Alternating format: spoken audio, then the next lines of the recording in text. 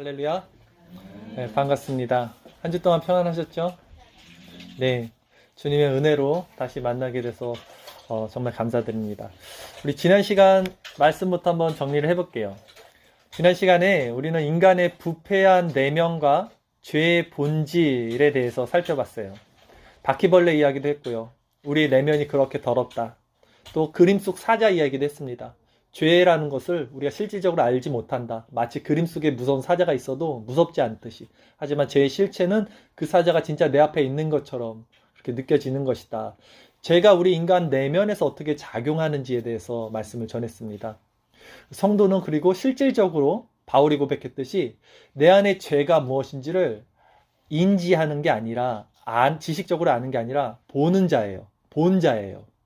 그것이 내 마음에서 하나님의 법과 어떻게 싸워서 내 속사람으로는 하나님의 법을 좋아하는데 그 나의 그 죄된 마음이 그 타락한 내 마음이 어떻게 내 속사람을 끌고 죄의 법으로 사로잡아서 끌고 가는지를 본다라고 했잖아요. 바울이. 그것을 보는 자입니다. 그래서 그 절망 가운데 로마서 3장에 말했듯이 하나님을 깨닫는 자도 없고 선을 행하는 자도 없고 다 치우쳐서 죄로 가기에 아주 발걸음이 빠르다 그랬거든요. 이런 인간의 부패된 심령을 정말로 죽을 수밖에 없구나. 아니, 실제적으로 이렇게 죽어버린 자가 되는 것이 성도예요. 이 경험을 통해서 이제 성도는 아주 조금도 자신을 의지할 수 없게 돼요. 그래서 오라 나는 공고한 자로다. 이 사망의 몸에서 누가 나를 건져내랴. 이 고백이 성도의 고백입니다. 이것이 바울의 고백이고 우리들의 고백이 돼야 되는 거죠. 그러기에 이제 그리스도와 십자가에 이렇게 못 박힌 자들은 더 이상 자신에게 속지 않습니다. 자신이 십자가에 죽지 않은 사람들은 여전히 자신의 의를 믿는 믿음이 있어요. 하나님을 믿는다고 하지만 나에게서 선한 것이 나온다고 생각을 해요. 근데 속지 않아요. 이제 자기의 실체를 본 사람은 내가 누군지 알기 때문에 자기가 자기 자신에게도 우리가 속거든요. 속지 않아요. 그래서 내 안에 만약에 선한 것이 이렇게 비춰지면 성도는 이것이 나에게서 나온 것이 아니라 하나님의 은혜구나. 하나님께서 잠시 그 은혜의 빛을 내게 조명해줘서 내 안에 선한 것이 나오는구나 라고 이렇게 알지, 그것이 나에게서 발현됐다고 생각하지 않아요. 절대. 그리고 오히려 내 안에서 이렇게 더러운 거, 죄악된 모습이 가끔씩 선풍 가운데 나오잖아요. 그러면 거듭나지 못한 사람들은 이게 왜 나한테 나오지? 이렇게 생각하는데 우리들 거듭난 사람들은 이게 원래 내 모습이구나. 이게 내 원래 민낯이야. 이걸 깨달아서 더욱더 그리스도께 나는 엎드릴 수밖에 없고 그분께 접붙임 받을 수 없는 존재구나를 더욱더 탄론하고 그리스도께 넘어지는 거예요. 그게 성도의 올바른 정체성이다. 자기 의가 죽고 예수 그리스도로 살아가는 자기가 부정된 이 성도의 정체성이다라는 말씀을 들었습니다. 오늘도 이런 우리 상한 심령, 갈급한 심령에 대해서 주의 말씀에 기대어 듣는 시간이 되기를 바라겠습니다. 보통 사람들이요, 예수님을 믿습니다. 저 이제 예수님 믿어요 라고 이제 신앙 고백을 하잖아요. 예수를 믿는다 그러는데 예수님을 믿는다는 것이 과연 정확하게 무엇을 믿는다는 걸까요? 예수를 믿는다는 것을 좀 정확하게 나눠보면 이렇게 말할 수 있을 것 같아요. 우리가 예수님을 믿는다는 것은 예수님이 하나님의 아들이심을 믿는 거예요. 그쵸? 그리고 두 번째는 그분이 우리의 죄를 위해서 십자가에서 죽으신 분이라는 것을 믿는 거예요. 그리고 세 번째는 그분이 부활하셨고 그처럼 우리도 부활할 것을 믿는 거예요. 이것을 예수님을 믿는다고 하는 거예요. 그렇죠? 정확하죠?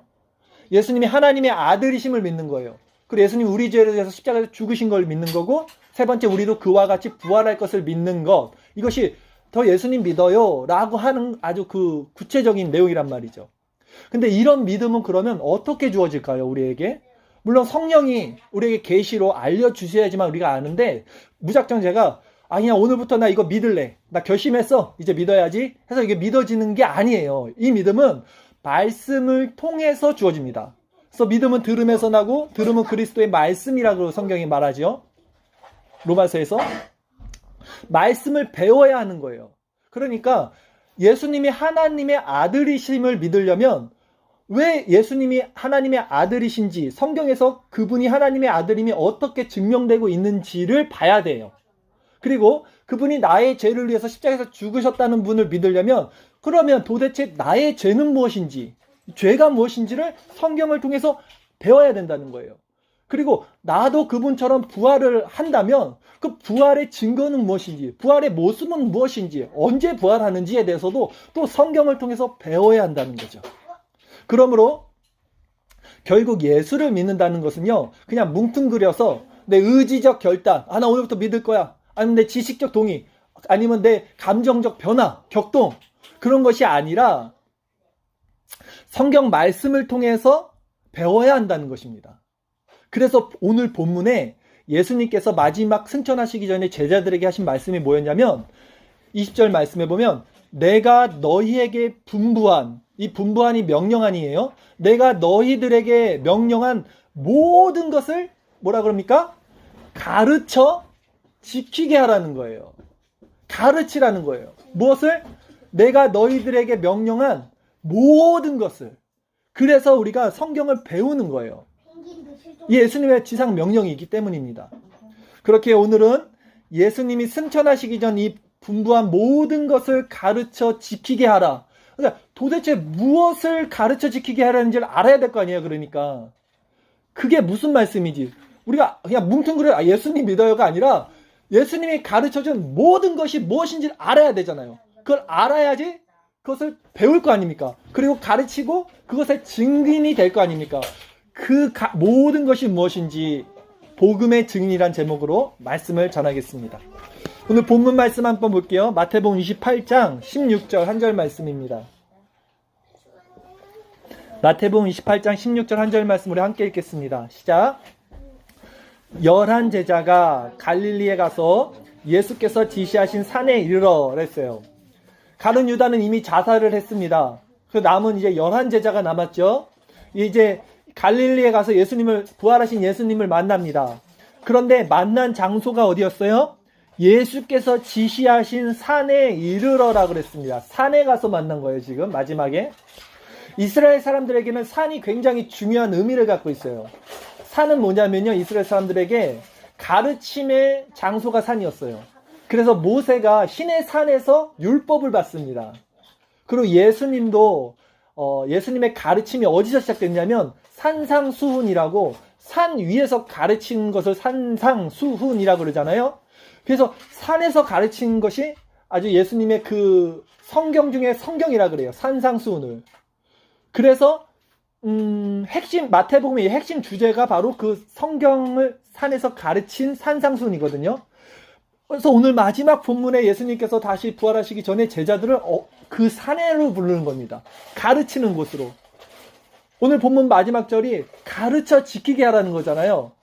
그 예수님이 가르쳤던 그 장소가 산상수훈이었잖아요. 그리고 다시 마지막에도 산으로 부르는 거예요. 그만큼 그 가르침이 중요한 거예요. 그래서 산에서 다시 한번 제자들을 상기시키는 겁니다. 본문 마태복음 28장 17절 말씀 이어서 읽겠습니다. 시작. 예수를 배웁고 경배하나 아직도 의심하는 사람이 있더라 했어요. 제자들이 이제 예수님을 뵙고 경배하는데요, 아직 의심하는 사람이 있다 그래요. 근데 이게 생략이 돼서 지금 혼동이 올 수 있는데, 예수님이 다른 이제 복음서를 보면요, 이때 마지막으로 만난 게 아니라 부활하시고 서너 번 벌써 제자들을 만났습니다.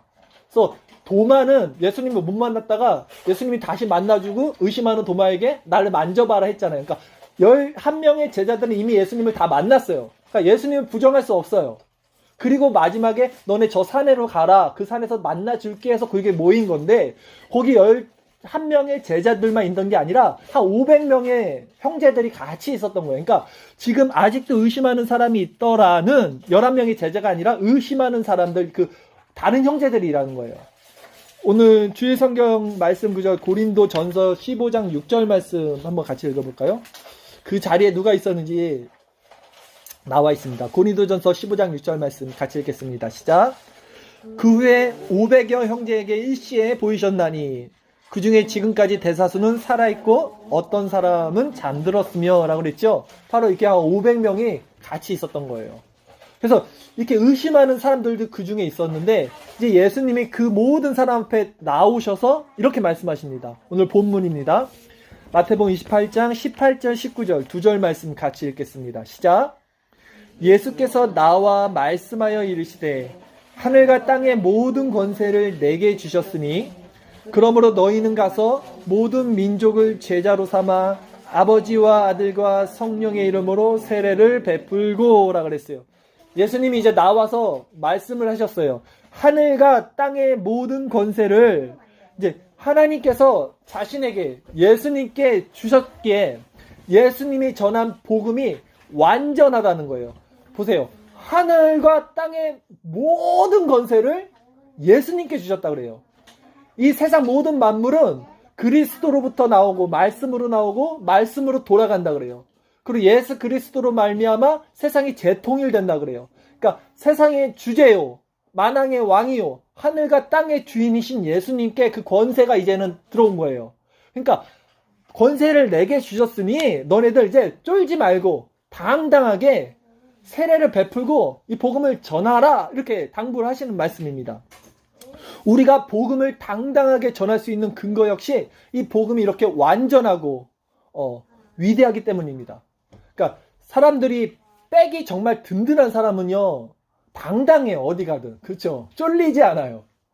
정말로 하나님을 알고 믿고 믿음이 딱 굳건하게 있는 성도들은요 어디 가서 흔들리지 않아요. 당당합니다. 왜냐? 자기가 정말 그 예수 그리스도의 믿음을 갖고 있기 때문에 쫄리지 않아요. 우리는 성도는요. 누가 뭐라고 하도.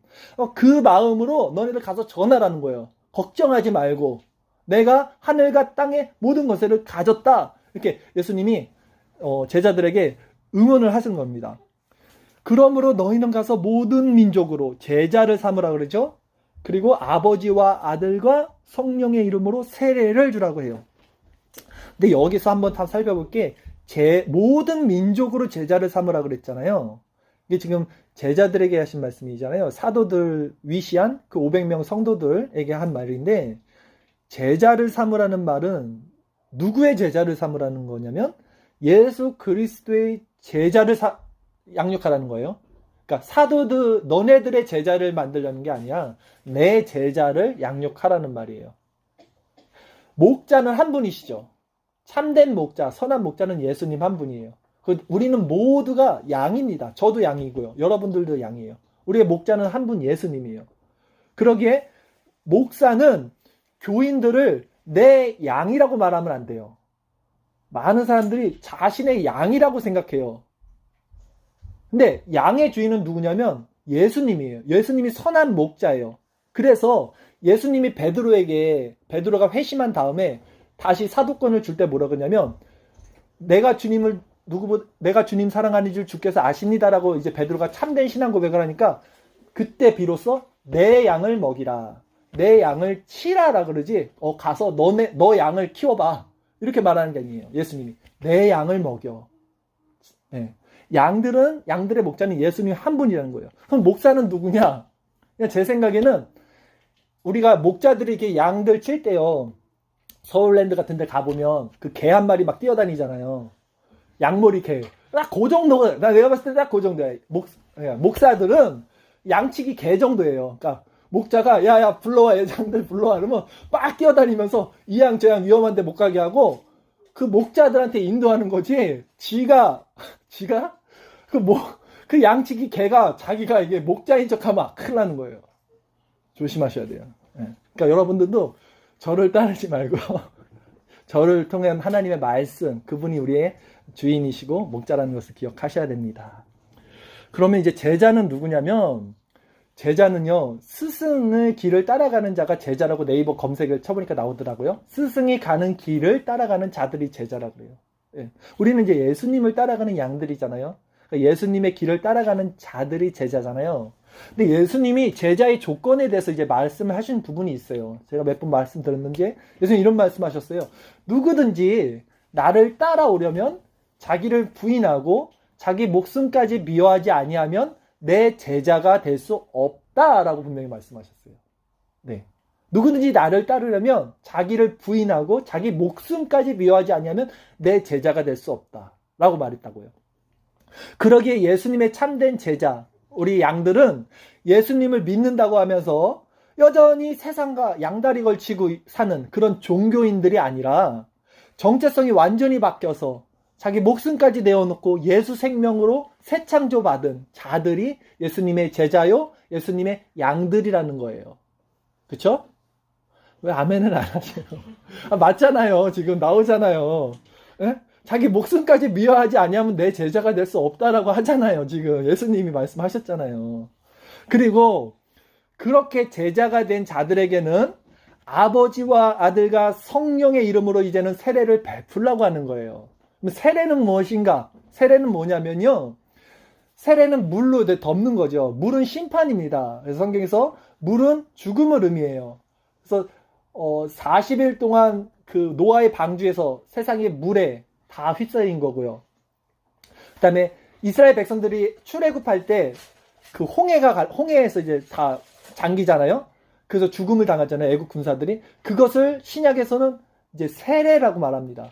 그러니까 우리가 세례 받을 때 물속에 잠기는 것은 이제 죽는 거예요. 내가 죽고 다시 물속에서 올라올 때 그리스도와 함께 사는 것, 그리스도와 연합되는 것이 세례입니다. 그러니까 내가 죽는 게 세례예요. 세상과 죽고 그리스도와 연합된 자가 세례인 거예요. 그래서 성 어거스틴이라고 우리 초대 교부, 우리 장로교의 시초, 굉장히 이제 유명하신 분인데 그분은 세례를 정말로 나중에 받았어요. 본인이 믿음이 엄청 좋고 사람들도 그분을 다 따랐는데도 불구하고 세례를 못 받겠는 거야, 그분은. 왜냐면 이분은 세례가 뭔지 의미를 정확히 아니까 우리는 뭐 14살 되면 무조건 세례 받잖아요. 근데 이분은 그 믿음이 있으면서도 그 신실하시면서도 세례를 함부로 못 받았어요. 왜냐하면 이거는 자기의 정말 죽음이거든요. 그만큼 고심하고 진중하게 결정돼야 될 부분이 세례라는 거예요. 그러니까 세례를 너무 쉽게 받으면 안 됩니다. 이미 받은 사람들은 어쩔 수 없지만 그렇습니다. 그리고 이어지는 본문에서 이제 가장 중요한 핵심 구절, 오늘 마지막 마태복음 28장 마태복음의 마지막 말씀입니다. 20절 말씀 우리 같이 읽겠습니다. 시작. 내가 너희에게 분부한 모든 것을 가르쳐 지키게 하라. 볼지어다 내가 세상 끝날까지 너희와 항상 함께 있으리라 하시니라. 아까 제가 서두에 말씀드렸듯이 모든 것을 가르쳐 지키게 하는데 이게 뭐냐? 이 모든 것이 뭐냐? 중요한 거는요. 말씀을 이렇게 전하는 게 아니라 그 말씀을 가르치고 또 지키는 거잖아요. 그러니까 예수님을 믿는다는 것은 결국 그분의 제자가 되는 거라 그랬잖아요. 그래서 그분의 가르침을 지키며 따라가는 거예요. 이것이 예수님을 믿는 거예요. 그분의 가르침을 지키려면 그분의 말씀이 뭔지를 배워야 되는 거예요. 그렇죠? 그래서 말씀을 읽고 우리가 지금 설교를 듣고 있죠. 성경 공부를 하는 게 그래서 중요한 거예요.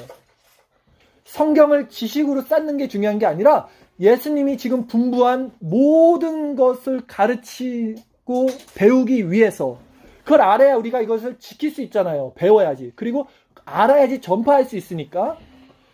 그래서 오늘 본문의 예수님도 제자들을 다시 산으로 부르셨다 그랬잖아요.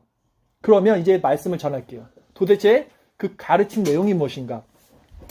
마태복음에서 예수님이 가르침이 가장 잘 나타난 부분이 어디였냐면 제가 아까 말씀드렸듯이 산상수훈의 말씀입니다. 이게 성경 중에 성경이라고 합니다. 마태복음 한번 펴볼 수 있으세요? 5장부터 7장까지가 산상수훈이거든요. 마태복음 5장에서 딱 7장까지 5, 6, 7 이 세 장이 산상수훈의 말씀인데요. 제가 예전에 이거 설교를 한 5개월 동안 했어요. 이 산상수훈을 오늘 지금 5개월 동안 한 걸 다 설명을 못 드리고 산상수훈이 뭔지 요지만 핵심만 뼈대만 정확하게 한번 말씀을 드릴게요. 왜냐하면 이걸 알아야 되잖아요. 지금 예수님이 이걸 지켜 행하라 그런 거예요. 지금 자 산상수훈 5장 1절에서 12절까지는 우리 한번 같이 읽어볼게요. 요거는 중요한까지 서두 예수님이 처음으로 가르침을 시작합니다. 이렇게 가르치는 거예요. 시작 같이 읽겠습니다. 시작. 예수께서 무리를 보시고 산에 올라가 앉으시니 제자들이 나아온지라 입을 열어 가르쳐 이르시되 심령이 가난한 자는 복이 있나니 천국이 그들의 것이며 애통하는 자는 복이 있나니 그들이 위로를 받을 것이며 온유한 자는 복이 있나니 그들이 땅을 기업으로 받을 것이며 의에 줄이고 목마른 자는 복이 있나니 그들이 배부를 것이며 긍휼히 여기는 자는 복이 있나니 그들이 긍휼히 여김을 받을 것이며 마음이 청결한 자는 복이 있나니 그들이 하나님을 볼 것이며 화평하게 하는 자는 복이 있나니 그들이 하나님의 아들이라 일컬음을 받을 것이며 의를 위하여 박해를 받는 자는 복이 있나니 천국이 그들의 것임이라. 나로 말미암아 너희를 욕하고 박해하고 거짓으로 너희를 거슬러 모든 악한 말을 할 때에는 너에게 복이 있나니 기뻐하고 즐거워하라. 하늘에서 너희의 상이 큼이라. 너희 전에 있던 선지자들도 이같이 박해하였느니라. 이게 처음 산상수훈을 말씀하시는 겁니다. 여러분, 성경은요 계시의 말씀이라고 하죠. 계시는 뭐냐면 하나님이 열어주셔야지 알 수 있는 거예요. 하나님이 열어주시는 만큼만 인간이 알 수 있는 것을 계시라 그래요. 그래서 성경은 구약 성경과 신약 성경으로 나누고 이것을 바로 성경 자체를 계시라고 합니다. 특별 계시. 예. 근데 성경은요 아주 중요합니다. 지금부터 말씀드린 이걸 잘 알아야 돼요. 이걸 배우라는 거예요. 성경은요 점진성으로 이어져요. 계시의 점진성이라고 해요. 여러 말로. 뭐냐면 구약과 신약을 통틀어서 통전적으로 알아야지 하나님의 계시를 이해해요. 구약만 알면 그 하나님의 계시가 도대체 어디로 가는지를 몰라요. 신약까지 끝내야지 이 계시가 이렇게 이어지는 거구나를 알게 되는 것이 통전적 해석이에요. 성경이 가르쳐주는 거예요. 예를 들어서 구약에서 가인과 아벨이 제사를 지냈는데 하나님이 가인의 제사는 안 받고 아벨의 제사는 받았어요. 근데 그거에서 끝났어요. 아무 말도 없었어요. 그러니까 사람들이 추측을 합니다. 왜 가인의 제사는 안 받고 아벨의 제사를 받았을까 했을 때 아벨은 첫 양의 소산을 피를 바쳤잖아요. 그러니까 이의 제사는 받는구나. 그 다음에 가인은 첫 곡식을 드렸는데 곡식은 안 받나 보다. 예수님이 양의 피? 이러니까 이게 피를 바쳐야 되는구나. 이렇게 생각하는데 히브리서에서 보면 그 구절이 나와요. 신약에서 해석해요. 아벨은 믿음으로 드린 거예요. 그래서 하나님이 받으신 거고 가인은 믿음으로 안 드렸기 때문에 안 받은 겁니다.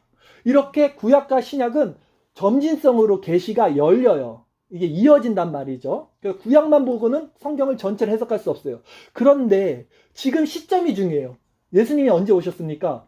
구약이 끝나고 신약이 시작하는 그때 예수님이 오신 거예요. 그러니까 예수님이 딱 오셨을 때는 사람들이 구약만을 성경으로 알고 있었던 때예요. 그러니까 계시가 완전하게 끝나지 않았던 때이잖아요. 그러니까 이들은 어떻게 생각하냐면 구약을 보면서 하나님을 믿으면 복을 받는데 구약에 써 있어요. 신명기에 보면요. 하나님을 잘 섬기고 믿으면 들어가도 복, 나가도 복, 네 떡강주리가 복, 네가 머리가 되고 꼬리가 되지 않고 네 자녀들이 잘 되고 엄청 많은 복이 있습니다. 그러니까 그 구약만 본 유대인들은 내가 율법을 잘 지키면 이 복이 우리에게 오는구나 라고 생각한 거예요. 그래서 잘 지킨 거예요. 틀린 거 아닙니다. 근데 계시는 점진성이 있잖아요. 근데 예수님이 누굽니까? 예수님을 복음의 시작이라 그래요. 마가복음의 1장 1장에서 예수님은 복음이에요. 복음이 무엇입니까? 복이잖아요. 복된 소식. 진짜 복이 온 거예요. 바라크 히브리어로 진짜 복이 오니까 구약에서 말했던 그런 가시적이고 현세적이고 어떤 그림자적인 이 복에 대해서 이제는 내가 왔으니까 계시의 점진성으로 이게 복이야 라고 말한 것이 바로 산상수훈 5장 1절 12절이라고요. 사람들은 그전에는 물질적이고 현세적인 거 이것만 복으로 알았는데 그거 진짜 복 아니야.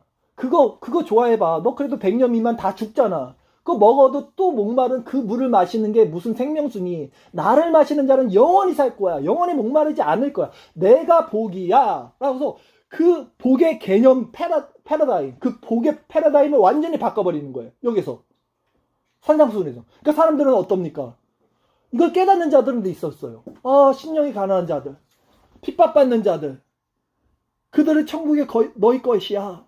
그 하늘의 내세의 복을 너네들은 바라보는 게 그게 진짜 복이야. 내세가. 그러니까 이들은 마음이 동요된 거예요. 근데 이거 싫어하는 자들은 또 누굽니까?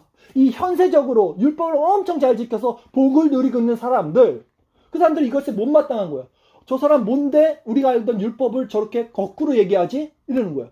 그래서 마태복음 5장 1절에서 12절까지 이 복의 패러다임, 성도의 정체성에 대해서 정확히 말씀을 하고요. 그 다음에 이제 소금과 빛에 대해서 성도는 이런 것이다. 정체성에서 말한 다음에 이 산상수훈 구조가 어떻게 되냐면 율법을 재정리합니다. 이제 그들이 알고 있던 율법이 뭔지를 재정리해요. 그게 마태복음 5장 17절. 우리 1절 마태복음 5장 17절 한 번만 읽어볼까요? 같이 읽겠습니다. 시작. 내가 율법이나 선지자를 폐하러 온 줄로 생각하지 말라. 폐하러 온 것이 아니요 완전하게 하려 하심이라 그래요. 그쵸? 이제 내가 율법을 폐하러 온 게 아니라 율법을 완전하게 해줄게 하고 말하는 것이, 혹시 거기 성경책 보면요 그 소제목 써있나요? 그쵸? 그게 이제 그 계속 제목을 봅시다. 그 밑에 뭐라고 써있냐면 노하지 말라라고 써있어요. 그쵸? 이게 율법이에요. 성경에서 살인하지 말라, 화내지 말라, 자, 살인하지 말라, 누구든지 살인하면 심판을 받게 되리라, 이게 율법이거든요. 그런데 예수님이 율법을 패러다임을 바꿉니다. 뭐라고 바꿉니까? 형제에 대해서 노하는 자마다, 그러니까 형제에 대해서 화내는 자마다 이것은 살인한 거야 라고 말하는 거예요. 바꿔서 말하는 거예요. 그리고 그 밑에 소제목 간음하지 말라, 이게 다 율법이거든요. 근데 자매를 보고 간음한 생각을 품으면 그것도 간음한 거야 라고 또 율법을 재조정합니다. 그 다음 장 보면 33절 보면요, 소제목 맹세하지 말라, 이것도 율법이에요 다. 그러니까 율법에는 너네들 맹세한 거 있으면 그거 반드시 지켜야 된다, 하나님께 서원한 거 있으면 꼭 지켜, 이게 율법이잖아요. 구약에 있는데 예수님은 뭐라고 말하냐면 너희들 서원하지 마, 하늘로도 하지 말고 땅으로도 하지 마. 왜? 너네들은 그렇게 할 수 있는 존재가 아니야. 너네들은 그냥 맞으면 맞다, 아니면 아니다, 거기서 지나는 것은 악으로부터 나느니라 하고 인간을 계속해서 율법을 제정하는 거예요. 이유가 무엇입니까? 이렇게 마음으로 미워하는 것도 살인이요, 마음으로 간음하는 것도, 마음으로 음란을 품는 것도 간음이요, 그리고 너네들은 판단도 하지 말고 서원도 하지 마라, 이렇게 인간의 자주적인 그런 주체성을 억누르고 완전히 뭉개뜨리는 거예요 지금. 그 이유가 무엇입니까? 율법을 주신 이유, 제1용법이 너희가 그런 죄인이야, 죄에 대해서 드러내게 해주시는 거예요. 내면의 죄를, 이게 진짜 너희에게 율법을 준 이유였는데 구약이 이래서 너희들에게 주어진 거야 사실. 근데 이들은 그것까지 자기들 걸로 취득해서 이거 내가 지켜서 구원받아야지, 이거 내가 지켜서 이 땅에서 좀 뻥뻥대고 살아가야지, 이렇게 생각하니까 예수님이 와서 그걸 재정립시키는 거예요 지금. 그 작업을 하는 것이 산상수훈의 말씀이었던 거예요. 쭉 이어지는 게, 그래서 원수를 사랑하라, 구제하라, 기도하라, 이런 것들이 다 율법의 재정립을 해주는 겁니다. 그리고 마지막 산상수훈 세 번째 구조가 어떻게 되냐면 마태복음 7장 이제 13절부터 마지막 절까지인데, 마태복음 7장 13절부터는 좁은 문으로 돼 있죠. 구원의 조건에 대해서 말하는 거예요. 너네들 그 7장에 보면 그 잘 믿는다는 사람들, 주여 주여 하는 사람들, 선지자라는 사람들, 능력 행했다는 사람들 천국에 가면 다 못 들어가. 나는 너 도무지 모른다, 불법을 행하는 자들아 내게서 떠나가라, 이게 여기 나오는 거예요. 예수 정말 잘 믿고 선지자라는 사람들, 교회 지도자라는 사람들이 여기 나오는 거예요. 이 사람들은 천국 못 가는 거야. 그리고 구원의 조건은 정말 좁은 문이야. 너네들 이 현세적인 걸 따라가지 않는 거야. 이렇게 말해서 끝내는 거예요. 7장까지가. 이게 산상수훈의 구조라고요. 예수님이 산상수훈을 복에 대한 패러다임을 정립하십니다. 새로운 복에 대해서. 내가 복음이야. 내세적인 진짜 하나님 나라가 복음이야. 그리고 율법을 재정립해요. 다시 한번. 율법이 말하는 것은 너희들이 죄인이라는 거야. 그리고 그 좁은 길, 그 구원의 조건에 대해서 말하는 거예요. 이게 산상수훈을 제가 5개월 동안 했던 거를 지금 5분 만에 정립해드린 건데, 그러니까 오늘날 교회 안에 무리는 많은데요, 제자가 없는 이유는 뭐냐면 이런 가르침에 대한 깊이 있는 이해가 없기 때문이에요, 여러분. 네. 지금 뭘 가르쳐야 되냐면 이걸 가르쳐야 되는 거거든요. 예수님이 이 모든 것을 가르쳐 지키게 하라는 거잖아요, 지금. 이게 무엇인지. 근데 이걸 안 가르치니까 그냥 예수 믿으면 구원받아? 복받아? 뭐 여기서 멈추고 있는 거잖아요. 그냥 뭉뚱그려서 우리의 삶이 행복해지겠지? 이렇게 되는 거예요. 예수님께서 가르치신 복음은 이런 복음이 아니에요. 이렇게 내가 예수님 믿으면 복받고 구원받는다? 요 정도가 아니라 하나님 나라의 재통일. 이것이 바로 성경의 주제입니다. 우리가 너무 국한적으로 나의 구원에 대해서만 초점을 맞추잖아요, 우리가. 성경의 주제는 나의 구원이 아니에요. 죄송하지만. 나의 구원, 하나님은 한 영혼을 천하보다 귀히 여겨요. 맞아요. 우리를 사랑하세요. 근데 성경이 말하는 정말 주제는 나 하나의 개인의 구원이 아니라 하나님 나라의 재통일이에요. 아나케팔라이오냐고 그래요. 히브리어로. 뭐냐면 새하늘과 새 땅, 원래 있던 하나님의 그 창세기에 있던 그 원래적 있던 그 세계가 다시 회복되는 거. 누구 안에서? 그리스도 예수 안에서. 그게 성경의 주제예요. 그 안에 우리가 백성으로 들어가는 거지, 이것을 나의 구원, 나의 행복, 이렇게 하는 것은 자기의 죄된 마음이라는 거예요. 이 주제를 알아야 돼요. 예수님은 그 나라의 그래서 사명을 마지막에 제자들에게 주시고 500명 성도들에게 주시고 이 말씀을 가르쳐 듣는 우리들에게 지금 주시는 거예요. 하나님 나라의 왕국, 바실레이아, 하나님의 왕국, 하나님의 나라, 하늘나라, 이것을 위해서 살아가는, 이것을 전하라는 거, 이 소명이에요. 우리에게 주신 것이. 그래서 제자가 제자를 낳는 거고, 기독교가 2000년 역사 동안 이렇게 흘러나올 수 있는 거예요. 제가 이번에 봄 노예를 갔다 왔어요, 지난주에. 근데 저는 사실 되게 되게 버릇없다 생각할 수도 있겠는데, 존경하는 목사님들이 그렇게 많지 않습니다. 근데 정말 제가 존경하는 목사님이 계세요. 한 분. 우리 노예에 계세요. 정말 제가 인정하고 존경하는 목사님이. 근데 그 목사님이, 그 목사님 나이도 젊으세요. 50대인데, 벌써 30대 후반 정도에서 교육자들을 2명이나 배출해서 키우고 있어요. 보통 목사님들은 막 70 막 되도록 그거 안 누르려고 하거든요. 자기가 권세 다 잡고 있으려고 교회에. 그리고 나중에 이제 은퇴할 때 청명하는데, 이 목사님 벌써 키우고 있는 거예요. 2명이나. 그래서 주일 설교도 다 그 30대들에게 줘요. 근데 제가 더 놀라운 걸 이번에 얘기를 들었는데, 고등학생 애들도 벌써 또 키우고 있대요. 그래서 교회가 100년 동안은 탄탄할 거라는 얘기를 하는 거예요. 그 목사님 얘기한 게 아니라 주변에 있던 사람들이 얘기하는 거예요, 그냥. 우리 교회는 100년 동안 탄탄해요. 그래서 왜요? 그러니까 저는 그 30대 그 사역자 키우는 것도 놀랐는데, 그 50대 목사님이 벌써 고등학생 정도에서 정말 싸게 보이는 애들, 교회에서 선언을 하고, 얘네는 우리 다음 세대 목회자로 키울 겁니다 하고 전원 지원을 해요. 다 학교 보고 뭐고 다 도와줘요. 거기는. 그러니까 100년 동안 이렇게 믿음의 복음의 증인으로서 구조가 잘 돼 있는 것을 보고 제가, 정말 그 목사님 정말 대단하시고 좋으시다 생각하는 거예요. 저희도 토요일 성경 공부 하잖아요. 그 주일 오후에도 성경 공부를 합니다. 열심히 배워야 되는 거예요. 하나님 말씀이 무엇인지, 그분의 가르침이 무엇인지 더 깊이 묵상하고 부지런하게 배워야 하는 거예요. 그래서 교회와 신앙의 유산을 우리들도 다음 세대들에게 전해야 되죠. 우리가 뭐 비교할 건 아니잖아요. 우리는 우리고 거긴 거긴데, 중요한 거는 우리도 제자잖아요. 그리고 예수님이 전해야 하잖아요. 우리도 다음 세대들, 우리 아이들 전해야 되는 거잖아요. 자녀들에게도 신앙으로 양육을 해야 되잖아요. 우리도 고민을 하셔야 되는 거예요. 우리 때만 있는 게 아니잖아요.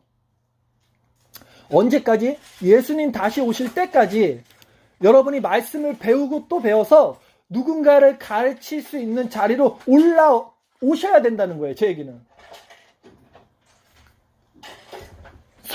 성경을 엄청 보시고, 저도 성경 아무것도 몰랐어요. 결혼하기 전까지도. 보시면 아는 거예요. 이거 설교 듣는다고 아는 게 아니라 본인이 성경을 봐야 돼요. 설교는 어떤 목사님 말씀이 좋은지 어떻게 알고 뭘 듣습니까? 어떻게 검증을 하고 듣겠습니까? 성경을 보시고 하나님 기도를 하시면서 이걸 올라오셔야 돼요. 그래서 교회에서도 가르쳐야 되고 이렇게 돼야 된다는 말씀을 드리는 겁니다. 예수님께서 오늘 본문 마지막 구절에 세상 끝날까지 내가 너희와 함께 있을 것이다 라고 말씀하셨잖아요. 이 말씀한 것은 뭐냐면요, 너희가 전한, 그 제자들이 전한 예수님의 말씀이 세상 끝날까지 함께 있을 거라는 의미예요. 이것은 예수님이 함께 끝날까지 있다는 것은 예수님의 말씀이시잖아요. 이 말씀, 제가 지금 여러분들에게 전하는 예수님의 말씀, 이 말씀이 세상 끝날까지 함께 있을 거라는 거예요. 그래서 이 마지막 날, 이 말씀으로 인해서 그 제자들을 살리겠다는 거예요. 그래서 그 제자들에게 내가 세상 끝날까지 너희와 있을게 라는 거예요. 그렇다면 우리도 제자잖아요. 이 제자의 무리에 속한 것이 또 우리도 되잖아요. 그러니까 우리도 이 말씀으로 살아나게 되는 거예요. 이것이 세상 끝날까지 우리와 함께 계셔서 우리도 말씀으로 인해서 부활하게 된다는 거예요. 이제 여러분, 우리가 왜 하나님의 말씀을 배워야 되는지 명확해지시죠? 무엇을 배워야 되는지 명확히 아셔야 되는 거예요. 성도는 이 말씀 안에서 살고 이 이 말씀 안에서 죽는 자들이 되는 거예요. 말씀이 기준이에요. 그래서 성경을 캐논, 이 잣대라는 의미거든요. 기준이라고 하는 거예요. 여러분, 정경. 말씀을 정리해 보겠습니다. 여러분, 예수님을 믿는다는 것이 무엇이었습니까? 우리가 예수님 뭉퉁그려 그냥 예수 믿어요, 이게 아니라 예수님을 믿는다는 것은 먼저 첫째, 예수님이 하나님의 아들이심을 믿는 거예요. 그리고 둘째, 예수님이 우리 죄를 위해서 십자가에서 죽으신 것을 믿는 거예요. 셋째, 그 예수님이 부활하신 것처럼 우리도 부활할 거라는 것을 믿는 것. 이것이 우리가 예수님을 믿는다고 하는 거예요. 그러면 이 믿음은 어떻게 주어집니까? 했을 때 말씀을 통해서 믿음이 주어진다고 그랬어요. 말씀은 들음에서 나는 거예요. 그러면 예수님이 하나님의 아들이심을 믿으려면 그분이 하나님의 아들로서 이 땅에서 무슨 일을 행하셨는지를 말씀을 통해서 배워야 되는 거였고, 그분이 나의 죄를 위해서 십자가에서 죽으셨다는 것을 믿으려면 나의 죄가 무엇인지를 이 성경을 통해서 배워야 되는 거였고, 아까 제가 말씀드렸잖아요. 살인하지 말라, 간음하지 말라. 이 뜻이 무엇인지, 죄가 무엇인지, 그리고 나도 그분처럼 부활한다면 이 부활의 근거는 어디 있는지, 부활의 모습은 무엇인지를 말씀을 통해서 배워야 된다는 겁니다. 결국 예수를 믿는다는 건요, 자기 체면식이 아니에요. 그냥 자기 의지적 동의가 아니라고요, 제발. 성령이 우리에게 내주하셔서 알려주시는 건 맞지만 성령은요, 말씀과 개별적으로 떨어져서 활동하지 않아요. 칼빈이 그래요. 성령은 말씀 안에서 움직이십니다. 말씀을 벗어나지 않아요. 근데 직통 계시든 뭐든 말씀에서 전혀 말하지 않는 것을 말하는 자들은 아니라는 거예요. 계시의 종결성. 계시는 말씀이 오기 전, 성경이 점점적으로 계시가 이루어지기 전 구약에서는 하나님이 천사의 모습으로 또 여러 가지 모습으로 우리에게 보여줬으나 히브리서에 있죠. 그러나 말씀이 완전하게 된 이후로는 말씀의 계시로서 완전한 하나님 예수 그리스도의 말씀으로서 우리에게 계시가 되는 거예요. 완전한 계시로 종결이 되는 겁니다. 물론 하나님이 우리 마음속에 직통 계시라는 말은 안 할게요. 어떤 영적인 감흥, 어떤 마음의 느낌은 주실 수 있어요. 근데 그건 계시는 아니라는 거예요, 여러분. 이거 균형을 잘 잡고 구조를 딱 알고 계셔야 되는 거예요. 그래서 여러분들이 흔들리지 않을 수 있습니다. 예수 그리스도를 믿는다는 건 이렇게 자기 체면식으로 믿는 게 아니라 말씀을 배워서 믿는 거예요. 그래서 말씀을 배워야 되는 겁니다. 내가 믿고 싶은 대로 믿어요, 사람들이. 아무리 가르쳐도 제가 10년 동안 딱 결론은 하나입니다. 다 아멘하고 다 알아듣는 것 같은데 돌아서 보잖아요. 안 바뀌어요. 자기가 믿고 싶은 대로 믿어요. 이 성령이 하셔야 되는 거예요, 결국. 그래서 예수님이 오늘 마지막에 제자들에게 내가 너희들에게 분부한 모든 것을 가르쳐 지키게 하라고 하신 거예요. 그 분부한 내용에 대해서 다시 한번 중요하니까 정리하면 산상수훈 내용 첫 번째, 복에 대한 새로운 패러다임을 제시합니다. 구약이 끝나고 신약이 시작되는 그 시점에서 모든 것을 바꿔요. 이제 복에 대한 개념을 바꿔요. 그렇죠? 그러니까 사람들이 이걸 안 믿어요. 이게 무슨 소리야? 왜 갑자기 현세에서 내세로 바꿔 복을? 그러니까 이제는 율법을 다시 한번 재조명시킵니다. 율법이 원래 말했던 것은 이건데, 율법의 진의 가르쳐서 뜻은 이건데 너네들이 아직 몰라서 이랬던 거야. 진짜 율법이 가르치는 것은 하나님 나라고 너희들이 죄인이었다는 것이다. 율법을 지켜서 구원을 받는 것이 아니라 너희는 율법을 지킬 수 없는 자라는 것을 알게 하기 위해서 율법이 주어진 거야. 이걸 가르쳐 준 거잖아요. 그렇게 재정립을 하고, 그러면 이제 누가 구원을 받는가? 아, 나는 율법을 못 지키는 자로구나. 나는 예수 그리스도께 붙어 있어야 되는구나. 이것은 좁은 문이구나. 이것은 현세가 아니라 내세적인 것이구나를 깨닫는 자들, 그 자들의 조언의 주권, 자기 부정과 그리스도의 연합으로 가는 자들이 구원을 받는 거야. 그거 말을 다 아멘하면 아는데 여전히 삶의 모습이 현세적이고 육신적이고 육체적이고 물질적인 것을 추구하는 너희들은, 나더러 주여 주여 하는 너희들 다 지옥 갈 거야. 절대 난 너희들 천국 안 보낼 거야. 이게 산상수훈의 결론이에요. 7장에 예수님 말씀하신 거예요. 그래서 지금까지 제가 그렇게 마태복음을 5년 동안 설교하면서 죄, 자기 부정, 하나님 나라, 천국, 복음, 이것만 주구장창 설교한 거예요. 5년 동안 똑같은 얘기를. 왜? 예수님이 그걸 가르쳐서 지키게 하라고 한 거잖아요, 지금. 여러분, 내가 너희들에게 분부한 그 모든 것, 산상수훈의 그 가르침, 그걸 가르치라고 그래서 제가 그걸 가르친 거예요. 딴 거 안 가르치고. 또 흥분하면 안 되죠. 흥분하면 기분이 안 좋아지신다 그런 분이 계셔갖고. 마태복음만 제가 이제 5년을 설교하고 이제 마쳤으면 정말 감흥이 새로워요. 전 정말 오늘 저에게는 개인적으로 정말 마지막 설교였어요. 마태복음이. 제가 죽기 전까지 신약성경 끝까지 다 하는 게 목표인데 마태복음 5년 해갖고 이제 어떻게 될지 모르겠는데 하나님 은혜를 주셔서 정말 요한계시록까지 설교하는 게 제 목표고 꿈입니다. 하여튼 이제 마태복음이 끝났고요. 다음 주부터 누가 그러시더라고요. 어느 분이. 마태복음 이미 다 했는데 마가복음 똑같은 내용인데 또 하십니까? 이게 마가복음이 사실 마태복음의 90% 이상이 다 똑같아요. 내용이 보면. 또 합니다. 그런데 여러분 이제 죄에 대해서 이런 관점에서 설교 안 해요. 물론 이거는 기조가 되겠지만 왜냐면 마태복음은 유대인들에게 쓴 거예요.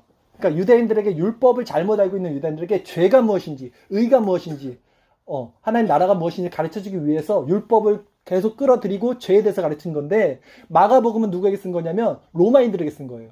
그러니까 로마인들은 율법 모르잖아요. 율법 모르는 사람들에게 율법을 가르치는 게 아니라 예수님의 행한 그 기적과 예수님의 그런 모습을 이제 가르쳐 줍니다. 그러니까 저도 설교가 방향이 바뀔 겁니다. 근데 제가 제일 먼저 마태복음이 성경에 제일 먼저 있는 이유가 있어요. 성경 4복음서에서 제일 먼저 쓰여진 게 원래 마가복음이거든요. 마가복음이 먼저 있어야 되는데 마태복음이 먼저 있는 건 그건 제 생각인데 이게 죄에 대해서 먼저 알아야 돼요, 인간이. 그 다음에 은혜를 말해야지. 은혜부터 말하면 죄를 모르는 사람은 그 은혜를 자기 것으로 자꾸 받아들인단 말이죠. 이 죄에 대해서 자기 실존을 먼저 깨달은 자가 이제 그리스도의 영광과 그리스도의 그 참된 모습을 바라보고 우리 삶의 성화의 과정으로 가는 겁니다. 그래서 마가복음도 우리에게 그런 은혜가 있기를 바랄게요. 자, 이제 마태복음 강의 모두 끝났고요, 여러분. 오늘 말씀을 기억하십시오. 산상수훈의 가르침을 다시 한번 집에 가셔더라도 꼭 묵상하십시오. 성경 중에 성경입니다. 그래서 본문에 예수님이 말씀하신 대로 우리도 예수님께서 가르치신 모든 것을 배우고 지키고 이렇게 지키는 자가 돼서 하나님을 기쁘시게 하고 이 복음을 계승하는 자, 이 복음을 우리도 전파하는 자, 하나님 나라의 백성이고 복음을 전파하는 제자로 살아가기를 바라겠습니다. 우리 같이 기도하겠습니다.